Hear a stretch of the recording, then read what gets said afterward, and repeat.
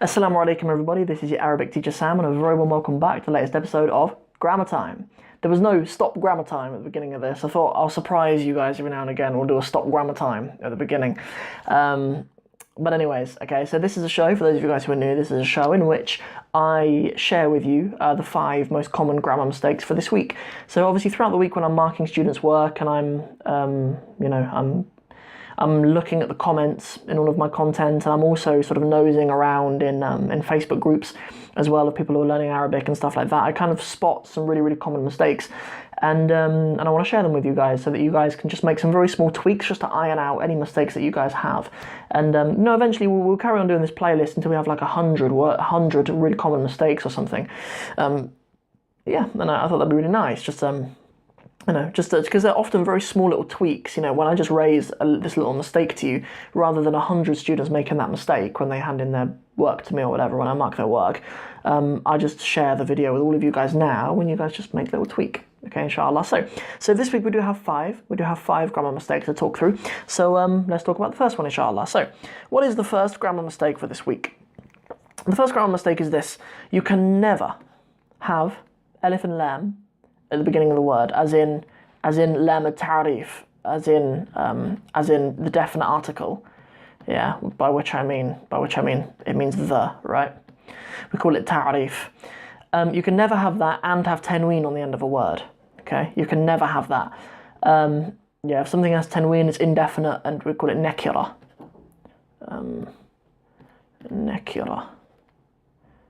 Does it have a tab on the board on the end?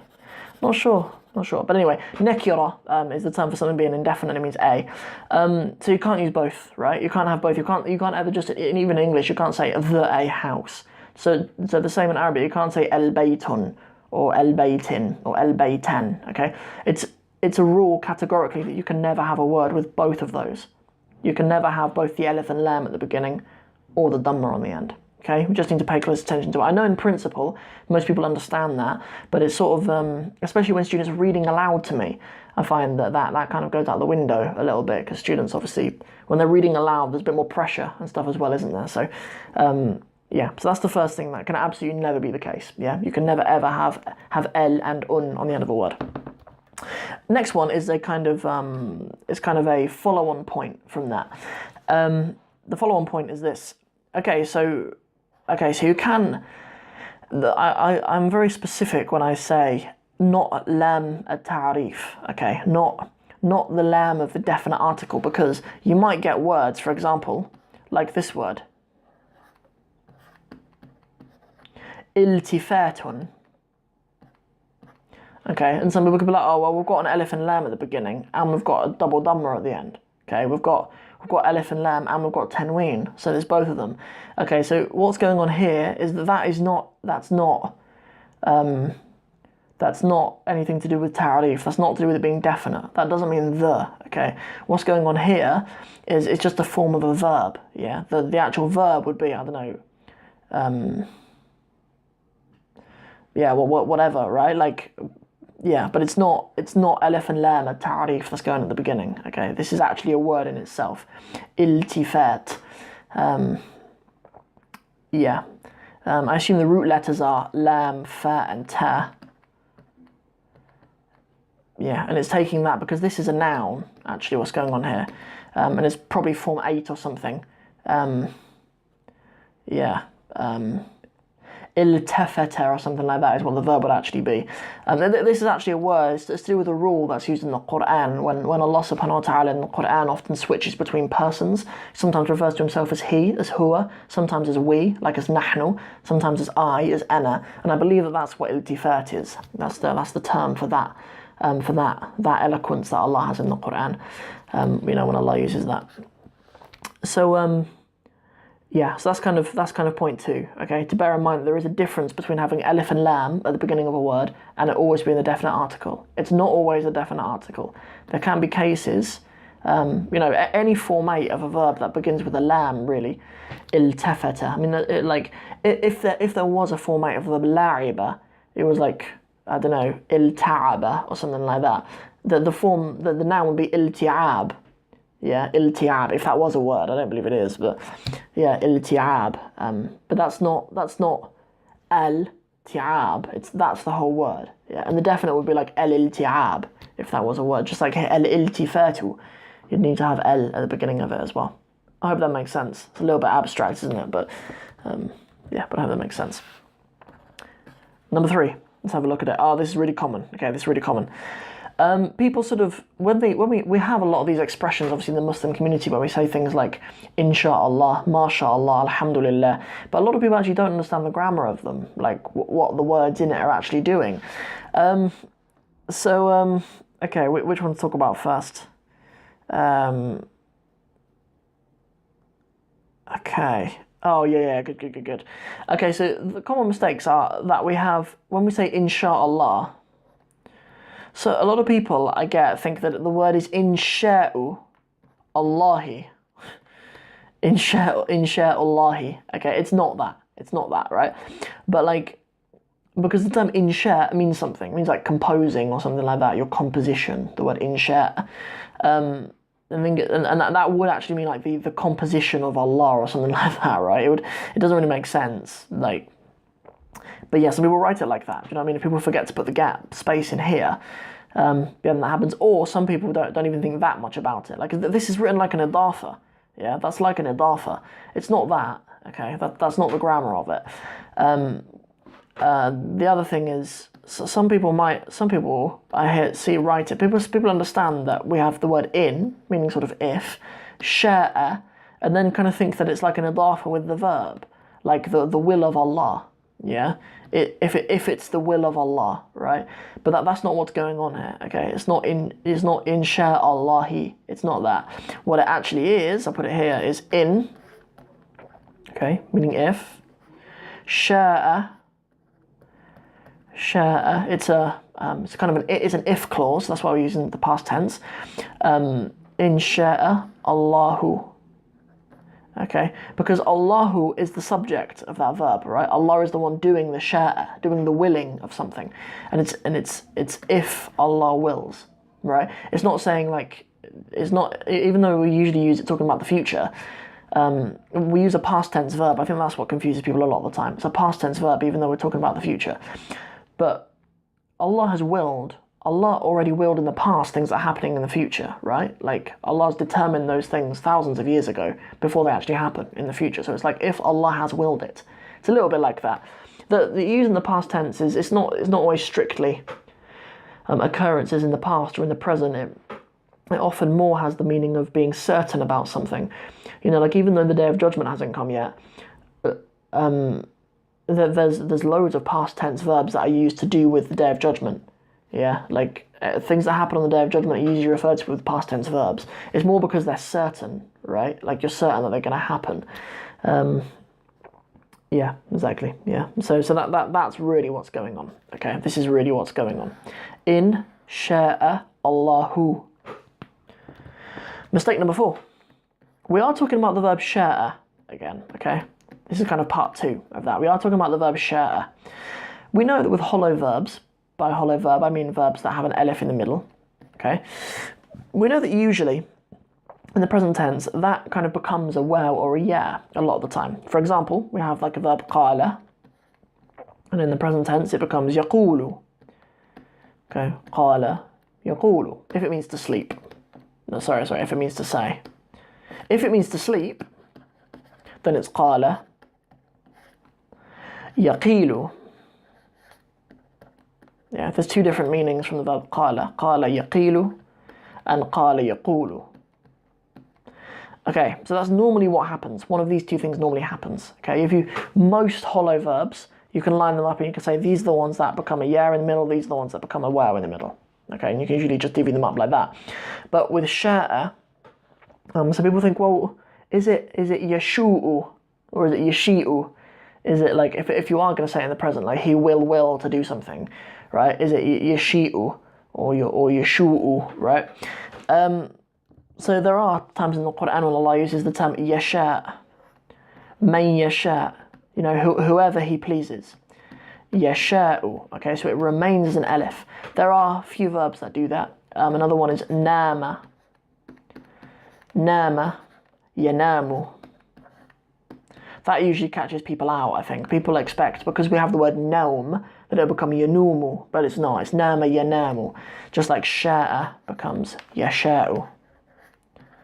Sha'a, yasha'u. Right? Cool. So that's how we use the verb sha'a. Nice.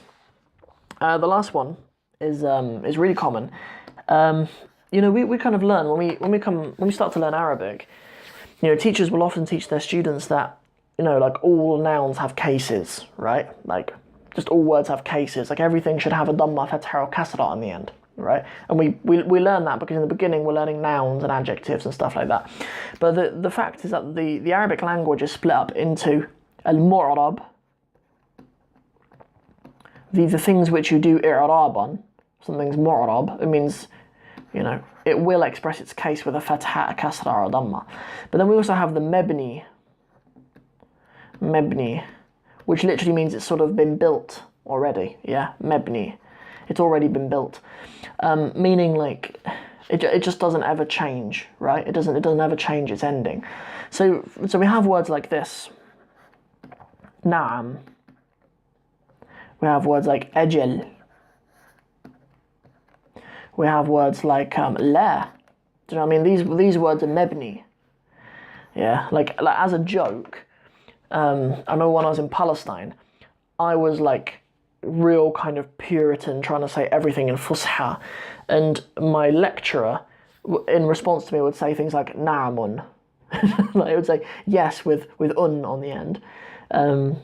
Saying on the end of things, like inna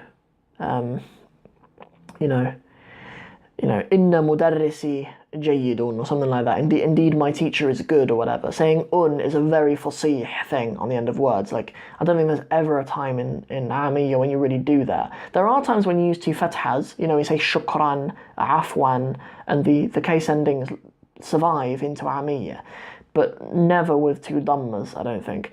And as a way of obviously people shouldn't mock Fusha, obviously. It's not really that. It's I suppose there is a little bit of mockery in it, I suppose. If you're kind of making a bit of a joke at people speaking Fusha, people will say it, or like oversay it. Na'amun, laun. That ajalun does mean something. If it's not got if it's got a sukoon on the end, it means yes. But if it doesn't, if it's ajalun, it means like a time. Ila ajalin musamma is a expression used in the Quran a lot, to until an appointed time. Ila ajalin musamma. Yeah, but those words are mabni, right? So you don't need to think about what case ending goes on absolutely every word. There are some words that are mabni, because I've seen before people at the end, people were saying na'amun in their writing, and I've seen that. When people are writing a dialogue and they want all of the case endings and every single thing on it to have their i'rab expressed. You don't need to do i'rab if the word is mabni. Right, if it's something that is built, yeah, we don't need to. And that actually goes for the whole of the past tense, right? Like in the past tense, that there's nothing that can change the case of a word. Like if I say like jalastu, okay, this is mabni. This tu on the end is mabni. It doesn't make a difference if I don't know if there was anything that went before it, like hatta, for example. Hatta means until. Hatta. Like, normally, with a present tense verb, that would change the case ending. So, for example, hatta yuhibba. I just say that because there's a hadith in which the Messenger of Allah sallallahu alaihi wasallam says, لا يؤمن أحدكم حتى يحب لأخيه ما يحب لنفسه. So, حتى يحب, until he loves. That the hadith is saying, لا يؤمن أحدكم. None of you have believed حتى يحب لأخيه, until he loves for his brother ما يحب لنفسه, what he loves for himself. But if we were to put حتى for some reason, until I sat, حتى, we're not going to change our dhamma into a fatha. It's mabni, right? Like if you did, it would be jalasta and it would mean something else, right? This meaning is mabni. It is not mu'rab. I've already started to accumulate some mistakes already for next week's episode. There's already a couple that I've spotted. So we're on a roll with this. At the end of it, I would really love to put together like a little book, like the 100 most common mistakes. Because it would be really nice. Because with these, like watching these, I've had a lot of students just get in touch with me and say, look, like with every single one of these episodes, it's just an opportunity for students to iron out really small errors, and it's really just a quick fix for a lot of people's Arabic, and we like that kind of stuff. For us to see rewards of it very quickly, it's very rewarding and very nice for us. So that's everything for this video. Tomorrow I will be uploading a live Q&A, which I did on Instagram recently, so you guys can see that too as well. And also, I may be presenting on Islam channel tomorrow night, but as the recording of this video, I'm not sure if I am presenting on Friday. Yeah, I don't know. But I might be presenting the Recite show tomorrow.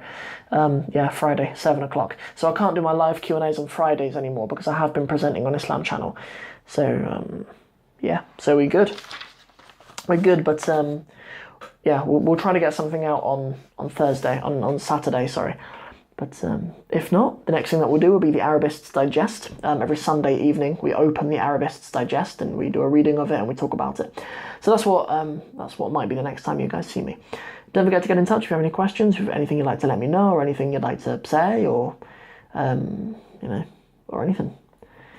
Don't forget to like and share this video if you enjoyed it, and don't forget to subscribe to the channel if you haven't already. Today, last day of January. Let's make February a good one. Let's make some changes, inshallah, to our Arabic language studies and make February count, inshallah. Alright guys, I'll catch you guys in the next one.